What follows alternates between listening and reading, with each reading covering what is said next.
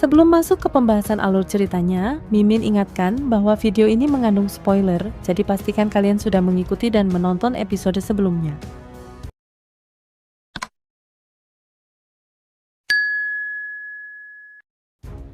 Setelah perang besar dan urusan Pilhol selesai, Xiaoyan akhirnya bisa bernapas lega.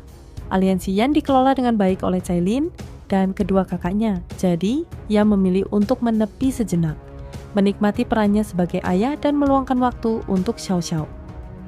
Di sela-sela waktu santainya, Xiaoyan membangun wormhole yang menghubungkan benteng kuning misterius ke pavilion bintang jatuh, hadiah dari gurunya, Yao Lao. Dengan jalur ini, Aliansi Yan dan Falling Star Pavilion kini terhubung langsung, memperkuat posisi mereka di barat laut benua. Tak disangka, ia juga mendapati bahwa Gerbang Xiao, faksi milik saudaranya, Xiao Li, telah bergabung ke dalam Aliansi Yan. Bersama pavilion dan Fence Gate miliknya, semua fondasi mulai menyatu. Jika waktunya tiba, ketiganya bisa bersatu menjadi kekuatan besar yang menyebar ke seluruh penjuru benua Doji. Suatu hari, ketiga saudara itu duduk bersama di halaman dalam Aliansi Yan, ditemani tawa ceria Xiao Xiao yang bermain bersama Cailin. Momen hangat itu menjadi penyejuk di tengah perjalanan panjang dan penuh pertarungan.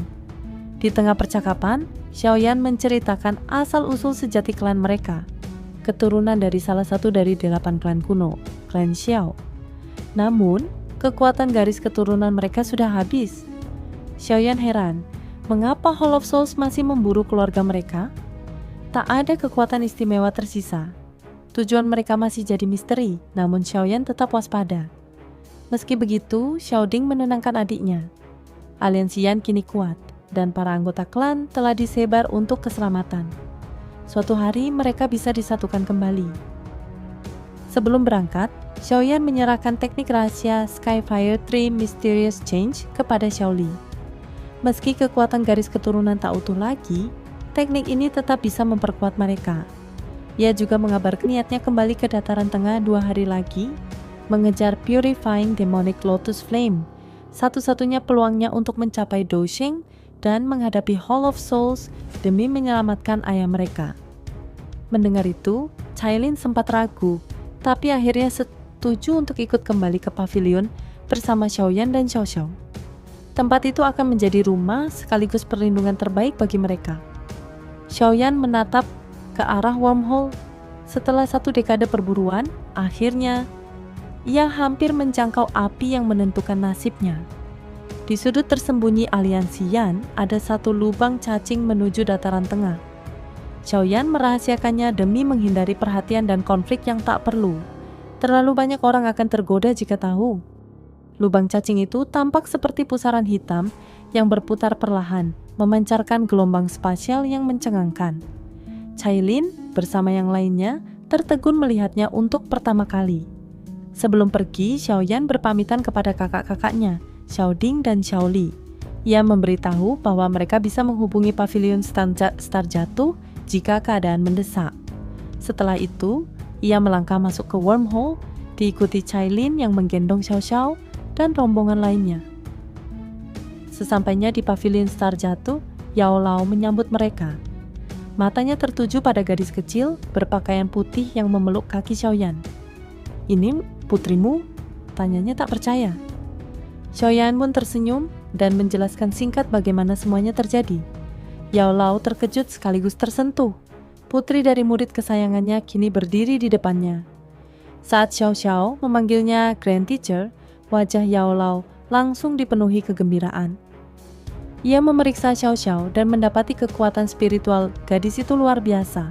Afinitas apinya kuat, dengan sedikit elemen kayu, sangat mungkin menjadi alkemis hebat suatu hari nanti. Yao Lao yang tak punya anak sendiri, spontan menawarkan diri, bagaimana kalau aku saja yang melatihnya?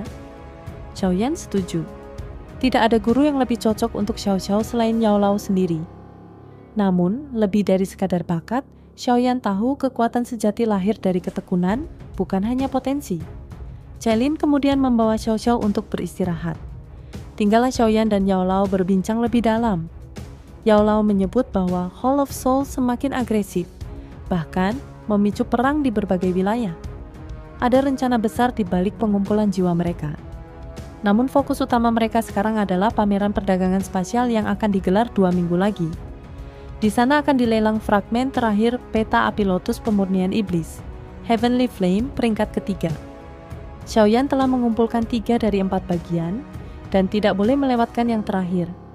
Yao Lao memperingatkan, flame ini terlalu kuat bahkan untuk dunia. Konon, dunia sendiri enggan melahirkan terlalu banyak karena dampaknya bisa sangat menghancurkan. Setelah kembali ke Falling Star Pavilion, Xiaoyan dan Yao Lao segera mengurung diri dalam retreat panjang. Selama itu, langit di atas pavilion sering diguncang oleh petir pil dan fenomena aneh lain, mengundang rasa heran dari para murid. Namun, tak satu pun dari kejadian itu membahayakan. Bahkan, sosok misterius kerap muncul menyerap kilatan petir tersebut. Retreat mereka berlangsung hampir 2 minggu. Ketika akhirnya keluar, baik Xiaoyan maupun Yao Lao tampak sangat letih dan butuh 3 hari penuh untuk memulihkan diri. Di hari ketiga, keduanya kembali berkumpul. Yao Lao tersenyum dan berkata, saatnya berangkat. Pameran perdagangan spasial akan segera dimulai. Mereka pun bergerak, ditemani Kailin dan Little Fairy Doctor, meninggalkan Falling Star Pavilion yang sudah mereka atur keamanannya dengan matang. Perdagangan spasial adalah rahasia besar yang hanya diketahui segelintir elit di benua Douqi. Tidak ada penyelenggara tunggal, namun 3 sekte misterius, gerbang darat, sekte ruang misterius, dan gunung cermin harta dipercaya mengatur jalannya acara ini. Meskipun tidak setenar faksi besar lainnya, kekuatan mereka tak bisa diremehkan. Justru karena ketertutupan itulah mereka dihormati. Pameran ini adalah ajang barter paling elit. Skill Dou kelas Tian ada, tapi harga untuk mendapatkannya juga setara. Tak ada yang bisa sembarangan merampas di sini. Sumpah dan ancaman serangan gabungan dari sekte penyelenggara membuat tempat ini lebih aman dari istana kekaisaran. Lokasi acara, gurun tandus di selatan Central Plains, tempat yang bahkan binatang pun enggan datangi. Tapi di balik sunyinya, tersembunyi ratusan aura kuat.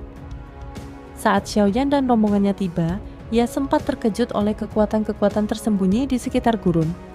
Ada yang selevel Douzun, bahkan mendekati Dousheng.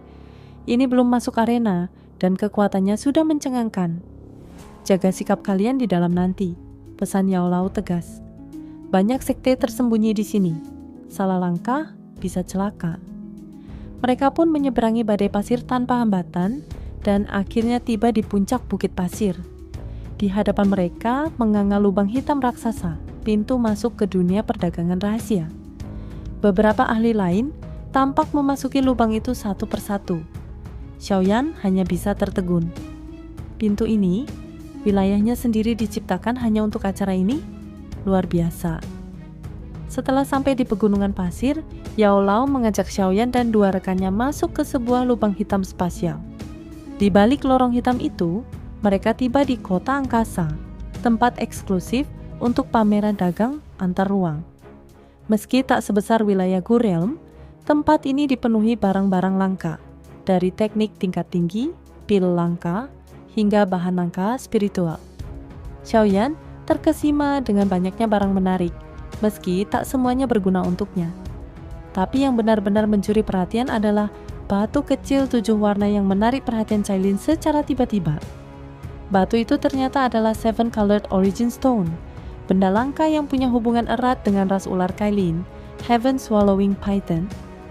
Saat Xiaoyan ingin menawar, si penjual, seorang pria tua keras kepala, meminta 2 pil tingkat 8 dengan 3 warna petir.